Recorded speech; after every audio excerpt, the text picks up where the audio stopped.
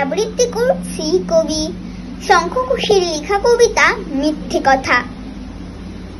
লোকে আমায় ভালোই বলে, দিব্যি চলন সই, দোষের মধ্যে একটু নাকি মিথ্যে কথা কই।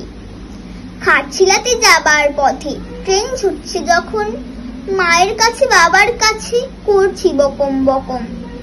হঠাৎ দেখি মাঠের মধ্যে চলন্ত সব গাছে এক এক রকম ভঙ্গি ফোটে, এক এক রকম নাচে।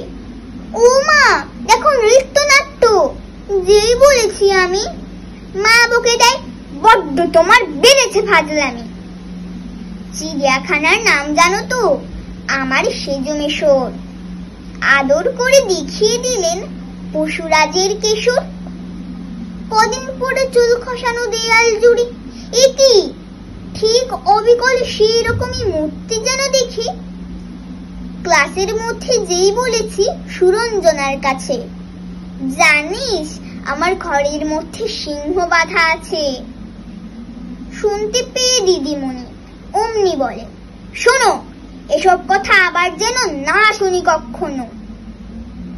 বলি না তাই সেসব কথা, সামলে থাকি খুব। কিন্তু সেদিন হয়েছে কি, এমনি বেয়াকুব। আকাশ পানে আবারও চোখ গিয়েছে আটকে। শরৎ মেঘে দেখতে পেলাম রবীন্দ্রনাথকে। ধন্যবাদ।